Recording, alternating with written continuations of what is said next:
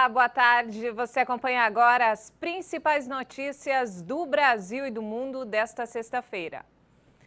E a Câmara dos Deputados autorizou nesta quinta-feira o governo a retomar o auxílio emergencial aos mais pobres, no momento em que o país atravessa a fase mais dramática da pandemia. Por 366 votos a favor, 127 contra e 3 abstenções, a Câmara dos Deputados aprovou nesta quinta-feira, em segundo turno, o texto base da proposta de emenda à Constituição que viabiliza a retomada do auxílio emergencial. A chamada PEC emergencial também cria mecanismos de contenção dos gastos públicos. O texto deverá ser sancionado pelo presidente Jair Bolsonaro. A proposta permite habilitar um limite para gastos fora do teto no valor de 44 bilhões de reais para retomar o auxílio emergencial, embora não detalhe seus montantes, o número de parcelas ou quem terá direito a receber o dinheiro. Tudo isso deverá ser proposto pelo governo, que considera um auxílio médio de R$ 250 reais durante 4 meses, a partir de março, para 32 milhões de brasileiros. As cifras são inferiores às do ano passado, quando o auxílio de R$ 600 reais entre abril e setembro e R$ 300 reais entre setembro e dezembro ajudou 68 milhões de brasileiros, quase um terço da população. E o índice oficial de inflação deu um salto. Saiu de 0,25% em janeiro para 0,86% em fevereiro. A alta do IPCA, medido pelo IBGE, foi puxada pelo preço dos combustíveis, com destaque para a gasolina, que nos últimos 9 meses passou a custar 28% a mais. E a perspectiva é de que aconteça pelo menos um novo reajuste até o próximo dia 12 de abril, quando a Petrobras vai promover a assembleia que deverá referendar a indicação do presidente Jair Bolsonaro de Joaquim Silva e Luna como novo presidente executivo da estatal. O que também subiu no mês passado, como é normal todo ano, foi o preço do material escolar, mesmo em período de pandemia. O que surpreendeu no levantamento foi uma desacelerada nos alimentos, que continuaram aumentando, mas um pouco menos do que em janeiro. No acumulado de 12 meses, o IPCA agora está em 5,2%. Quase ultrapassou o teto da meta de inflação estipulada pelo governo, que é de 5,25%. E nos destaques internacionais, olha só, 11 pessoas estão desaparecidas depois de um incêndio florestal na Argentina. As chamas destruíram pelo menos 250 casas e mais de 2.000 hectares de mata. Centenas de moradores tiveram que deixar as províncias de Chimute e Rio Negro, na Patagônia. O abastecimento de água e luz na região foi prejudicado. Autoridades disseram que as chuvas dos últimos dias ajudaram a conter o fogo, mas ele não foi totalmente controlado. A polícia investiga se o incêndio é criminoso. E os impactos climáticos e a pandemia de Covid-19 alimentam o risco de milhões de mortes por fome no mundo. O alerta foi feito pela ONU. A afirmação é do chefe da ONU, Antônio Guterres. Durante uma reunião do Conselho de Segurança sobre o vínculo entre fome e segurança, Guterres disse que em cerca de 30 países, mais de 30 milhões de pessoas estão a um passo de serem declaradas em situação de fome. Tenho uma mensagem simples. Se você não alimenta as pessoas, alimenta o conflito, afirmou o secretário-geral da ONU. No final do ano passado, 88 milhões de pessoas sofriam de fome aguda devido a conflitos e instabilidade, um aumento de 20% em um ano. E a tendência é de pior em 2021, devido à crise trazida pela pandemia. A Comissão Europeia estendeu até o fim de junho a aplicação do mecanismo que controla a exportação de vacinas contra a Covid-19. O objetivo é evitar que as empresas enviem vacinas para fora do bloco sem autorização diante do atraso nas entregas. Em uma nota oficial, a comissão apontou que esta decisão foi adotada depois de persistentes atrasos em algumas das entregas de vacinas à União Europeia. Por este mecanismo, empresas que assinaram com a União Europeia contratos de pré-venda de vacinas devem optar por uma autorização para exportar doses para fora do bloco.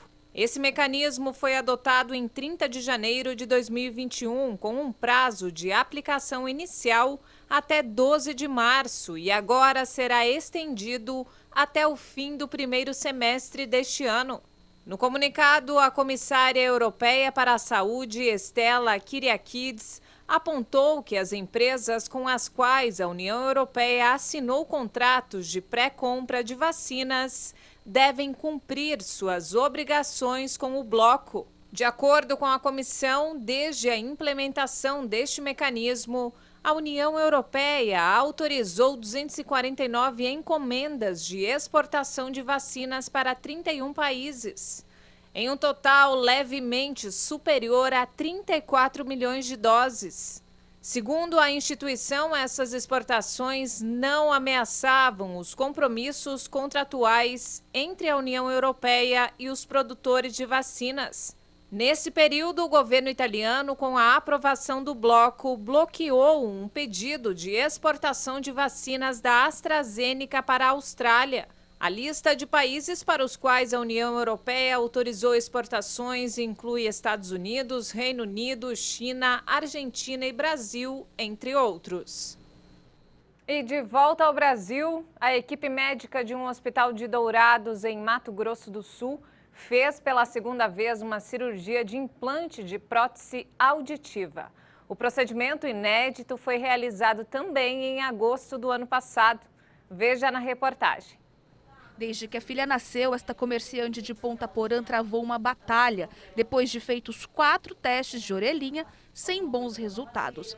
Sueli identificou rapidamente na Júlia o problema de audição e logo procurou auxílio médico. Ela tem dificuldade, eu vi a dificuldade dela, ela teve dificuldade na fala, eu vejo que ela não está se desenvolvendo tão bem como outras crianças, eu vejo que ela tem dificuldade na fala, dificuldade na imaturidade, eu não sei dizer, mas ela não sabe se expressar bem, ela não sabe comunicar bem. Este especialista, que acompanha a menina desde a infância, explica a importância dos testes precoces e como conduzir o tratamento da criança. Muito importante os testes no início da vida, porém, nada é mais importante do que a observação da criança. E existem doenças que às vezes no teste da orelhinha que faz, às vezes está até normal e às vezes algum problema viral, que acomete, às vezes, depois que nasceu, em torno de 1 ano.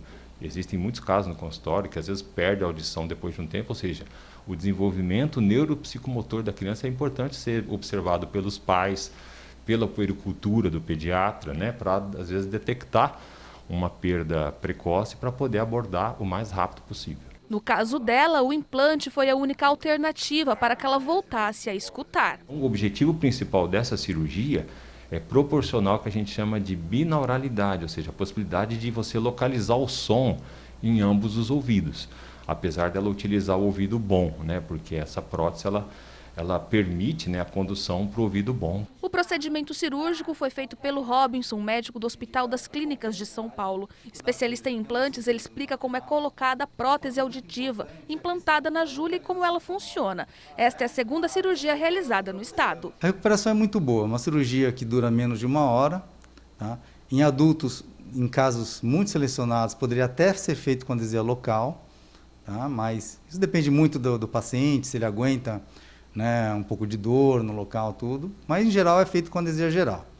Pode ser feito em crianças a partir de 5 anos de idade e adultos não tem idade. Então precisa fazer as programações, né, que são as regulagens periódicas dele. Depois que você implanta a parte interna, você só vai ligar depois de 1 mês. Então vai ficar 1 mês sem ligar, até cicatrizar bem.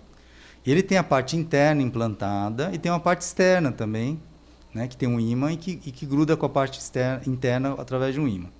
Essa parte externa é onde está a bateria do dispositivo, né? E essa parte externa às vezes quebra, você tem que trocar e tem que regular. A parte interna, implantada cirurgicamente, teoricamente é para o resto da vida.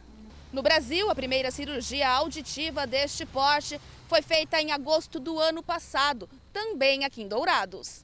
Depois de anos lutando para garantir condições melhores de vida para a filha, Sueli respira aliviada.